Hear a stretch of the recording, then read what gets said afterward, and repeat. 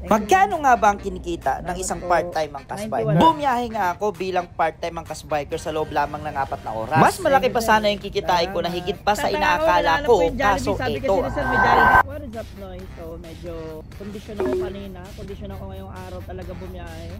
Kaso nga lang, may isang nakakabisit na pangyayari. Pinasukan ako ng booking, which is long ride sana, 400 plus. Yes, tama kayo nang narinig. Pinasukan na nga ako ng long ride 464. Kaso nga lang, bigla namang kinansel. At nakausap ko pa si passenger dahil tinawagan ko siya at ang dahilan niya ay hindi raw ako gumagalaw sa mapa, which is napaka-imposible. Well, hindi na lang sabihin ni passenger na nag-double booking siya, pero okay lang naman. Okay na, move on na tayo. Let's go for our first booking. So after natin makansilan, pinasukan na ako dito magsi-6 dito sa may Colinas Verdes ang pick up. Pagkalampas ng 100 metro, lumiko pa kaliwa. Ay, anong pangalan po? Okay po. Shower cap ka pa, sir? Okay, hindi na.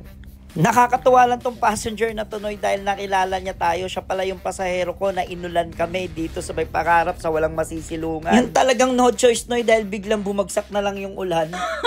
Sa pagkakatanda ko noon ay si sir naglabas pa ng payong pero wala rin, basang-basa rin kami ng ulan. Ay. Naalala ko po kasi yung picture niya, sir. Yung inulan tayo? Opo, yung sa pangarap. Ikaw pala yun. Lumiko pa kaliwa. Mabilis lang ang biyahe, no? At nagulat kami ni sir, nandito na kaagad kami sa drop-in location niya. Hindi namin namalayan, kakakwentuhan nandito na pala kami. Bilang ang kasbiker, no, kailangan talagang kwentuhan natin para hindi sila maboring. Tangkulan na para sure. 91 lang po. Ay, thank you, sir. Salamat. Okay. Oh. Meron. At meron pang nakakilala sa atin. So shoutout sa inyong dalawa. Kung sino mo kayo, di ko na na-entanong yung pangalan nyo.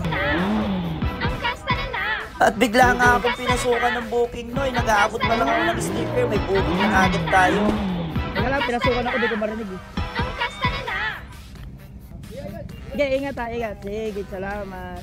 So next booking natin ay 50 pesos. Maligaya Park to dito lang.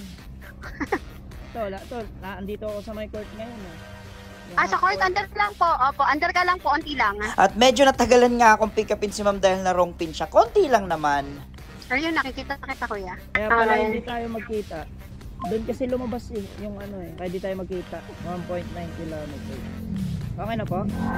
Andito na tayo, ma'am. Andito na po tayo. Ito ba, seafood? Wait lang po, wait lang. Ayan, sige po. Thank you, ma'am. Salamat po. Alright. Waiting tayo ng ating pangatlong booking. Pero, gagapang ako palabas. Hindi ako mag-stay dito. At may pangatlong booking na nga tayo, Noy. Galing ng Lagro, Quezon City, going to UP Diliman. Next na booking natin, Noy. Going to UP Diliman. It costs 174. So ang total fare nito, Noy, ay 174. Tara, sunduin na agad natin si ma'am. Cover cap ka pa, ma'am. Bagong spray naman to, ma'am. Okay ka na po? Eto, ma'am. Wait lang po. Yan.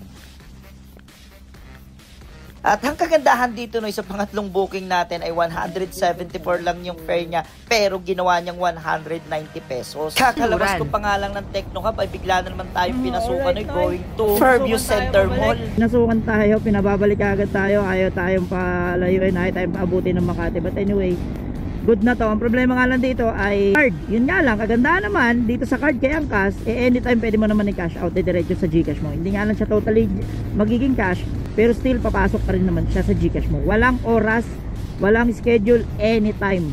Angelica po. Shower cap ka pa, man. Okay na po? Dona. Wait lang, ma, wait lang. Yan. Kung kakain pa kayo, mama. Okay na po, naka-card naman. Since nandito na lang din tayo, pagas na tayo dito sa Petron. At ang gagamitin kong pambayad dito ay ang gas voucher by Angkas Sangga. Kasi sa amin sa Angkas, binibigyan kami ng gas voucher. Binibigay lang din sa akin yan sa Angkas. Dahil ang layunin nga na Angkas, makatulong, o Angkas Sangga, makatulong sa mga kapwa delivery riders. Unleaded ah. Dito ka! Ito may joyride na magpapagas. Dito ka. Ano gas mo, unleaded? May sasobra sa akin. Ako na bahala sa gas mo. May sasobra kasi sa akin eh. Nakagas voucher kasi ko eh. So sayang naman, di ba? Saluhin mo na lang yung matitira. Kasi 300 kasi yung pinalagay ko. Di naman abot ng 300 to eh. Pang fifth booking natin, Noy, Gurami mode lang tayo. Dito lang to sa may tambayan namin going to Afni, SM Fairview. Okay ka na po? Wait lang po wait lang para di kayo mahirapan. Yeah. Thank you po. Pang 6 booking, saktong-sakto, pauwi ng bahay, San Jose del Monte, Bulacan, kay Pian. Tara, kunin na agad natin si ma'am. Ayoko ma'am. Masakit lalamunan ko. Gusto mong drinks? Tayo may pagbibigyan tayo niyan ma'am. Sa inyo na. Dali, di mabit-bit ni ma'am. Yung isa tapon nyo na lang. Gira. Lumiko pa kaliwa. Pagkatapos ay, makikita mo sa kaliwa ang iyong patutunguhan. Naka-5 naman. Thank you po. So, ayun na nga. So, compute natin. Magkano tayo within 3.5 hours. Unang pumasok sa atin ay 100 na nakuha tayo ng 60 na Gurami. Techno Hub, ginawang 190. Tapos yung pabalik na ay 171 going to FCS. Tapos ngayon ay 195. 706. So naka 706 tayo ng 3.5 hours. Siyempre hindi pa malinis yan. Bawasan pa siya dyan ng top up. Ulit, may top up pa naman ako. So kahit di na natin bawasan. Gasolina, kakapagas ko lang. So malinis natin makukuha yung 706 pesos.